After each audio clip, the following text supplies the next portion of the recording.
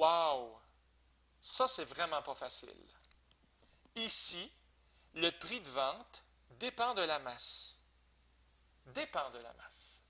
Et ici, le temps que ça m'a pris pour faire les Barbies dépend aussi de la masse. Il n'y a pas à dire, la masse, c'est la variable indépendante en kilos. Donc, ici, le prix, c'est des dollars, et le temps, ben, c'est des heures.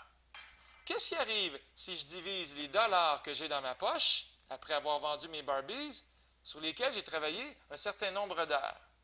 Qu'est-ce qui arrive si je divise des dollars avec des heures? Ça va donner un salaire. Un salaire en dollars par heure. Par exemple, 10 dollars de l'heure. Ça, c'est un salaire. On divise de l'argent avec du temps. C'est exactement ce qu'on va faire ici. Donc, le salaire, on divise de l'argent, comme dans 24M, 24 fois la masse, par le temps que ça l'a pris, 2M plus 2. Donc, en divisant des dollars par des heures, on va obtenir un salaire. Plus on fait des kilos de Barbie, plus le salaire devient intéressant. Par exemple, si je fais 1 kilo de Barbie, ça va faire 24 fois 1, ce qui va faire 24 dollars, mais ça va m'avoir pris 2 fois 1 plus 2, 4 heures. 4 heures pour récolter 24 misérables dollars, ce qui va faire 6 dollars de l'heure. C'est pas jojo, ça, c'est pas super. Si, par exemple, je veux faire 2 kilos de Barbie, ça va faire 24 fois 2, 48 dollars, divisé par 2 fois 2 plus 2, 6. 48 divisé par 6, 8 dollars de l'heure. Ah, c'est plus intéressant. C'est normal parce qu'on n'a pas besoin de préparer la table de travail à chaque fois. Pour 3 kilos de Barbie, 24 fois 3, 72, 2 fois 3 plus 2, 8. 72 divisé par 8, comme 9 dollars de l'heure. Et ainsi de suite.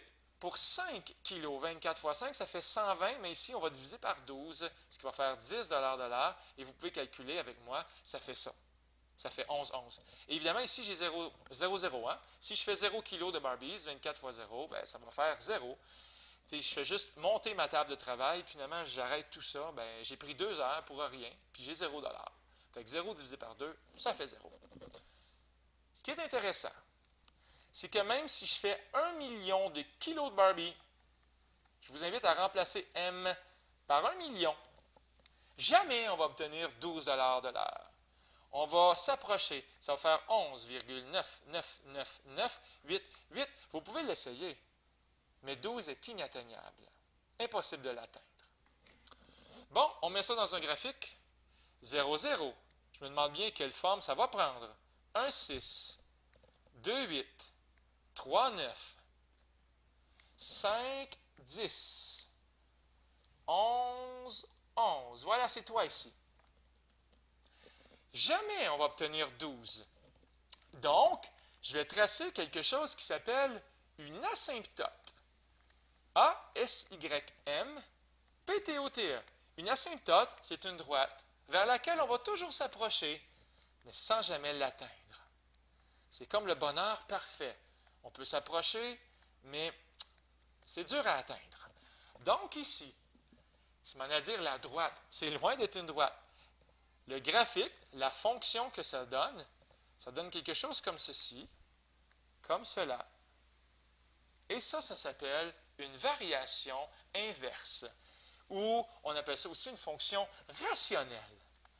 Une fonction rationnelle. Ratio, un ratio, ça veut dire une division. Bien ici, j'ai divisé l'argent par le temps. Un ratio. Voilà, fonction rationnelle. Je ne l'ai pas tracé au complet. J'ai tracé ici une asymptote. Je vais vous dire qu'il y en aurait une autre asymptote, mais pour l'instant, juste ça, c'est suffisant. Okay? Dans une fonction rationnelle, il va y avoir une asymptote horizontale, mais il va aussi avoir une asymptote verticale. Plus tard. Ça, c'est une introduction. Alors ici, le salaire dépend de la masse, et tout a été fait, sauf peut-être restreindre le domaine. Je pourrais dire que la masse est ici plus grande ou égale à 0. On n'ira pas dans le négatif pour la masse. Maintenant, pour la réciproque. Au lieu d'avoir le salaire selon la masse, on va avoir la masse selon le salaire. 0, 0, 1, 6, 2, 8. On va tout mettre ça à l'envers, comme ceci. Donc, ici, le salaire va être ma variable indépendante. Le salaire en dollars, un peu manqué. Et ici, la masse en kilogrammes. Donc, tantôt, on avait 0, 0. On va garder 0, 0. Tantôt, on avait 1, 6. Maintenant, on va avoir 6, 1.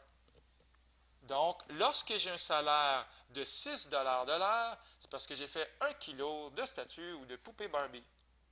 Tantôt, on avait, laissez-moi regarder mes notes, on avait 2, 8. Mais là, on va avoir 8, 2. Alors ici, 8, 2. Lorsque mon salaire est de 8 de l'heure, ça veut dire que j'ai fait 2 kg de statue. Tantôt, on avait 5, 10. Mais là, on va avoir 10, 5. C'est joli, hein, le graphique qui semble apparaître à l'écran. Tantôt, on avait 11, 11. Bien ça va faire 11, 11. Ça ne change pas. Donc, il est ici. Et devinez quoi? Tantôt, j'ai dit que jamais on allait pouvoir avoir un salaire de 12 de l'heure. Donc, jamais il va y avoir un salaire à 12 de l'heure. Donc, je vais également faire ici, on va comprendre plus loin dans les autres cours. Ne paniquez pas. Encore une fois, c'est une asymptote. Je l'ai dit, dans les fonctions rationnelles, il y a des asymptotes debout et couché. Mais là, ici, c'est une asymptote qui est debout, une asymptote verticale. Donc, le graphique va ressembler à ceci. Un peu manqué, un peu réussi. Alors, le salaire, ici, on va le faire varier de 0, mais à 12, pas inclus. Jamais le salaire va être à 12 $ de l'heure. Alors ici, je vais faire ça comme ça, mais on ne touche pas le 12, OK? Et maintenant, pour terminer la vidéo, là, je vais vous donner la règle. Ne soyez pas inquiets, ne soyez pas nerveux. Si aujourd'hui, je vous donne la règle, si je ne vous enseigne pas comment j'ai fait pour le trouver. Donc, la masse est égale au salaire divisé par... J'ai même fait un petit calcul tantôt avant de faire la vidéo. Ça, c'est la règle pour la réciproque. Le salaire divisé par moins le salaire moins 12. Je veux juste vous montrer que ça fonctionne vraiment. Par exemple, si je remplace le salaire par 6 de l'heure, ça fait 6 moins 12, ce qui fait moins 6, ce qui fait moins 6, ce qui va faire plus 6. Puis finalement, 6 divisé par 6 donne bien 1. Je suis peut-être allé vite, hein? Je vais donner l'exemple maintenant avec 10,5, ce qui va donner une masse qui est égale à 10,5 divisé par moins, et je remplace, ici j'écris 10,5 moins 12, donc je veux vraiment qu'on se comprenne, j'ai remplacé S et S par 10,5 et 10,5 parce que la masse dépend du salaire ici, ce qui va donner 10,5 divisé par moins, et ici ça va faire moins 1,5, comme ceci. Ce qui va donner dans le fond, après tous ces longs calculs, 7. 7, oui.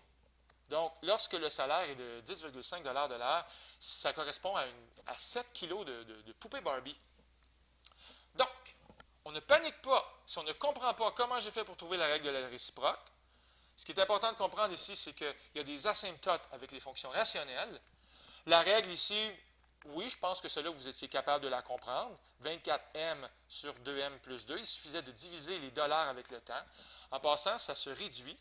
Je pourrais diviser par 2 le numérateur et le dénominateur, et ça donnerait 12m divisé par m plus 1. C'est la même règle.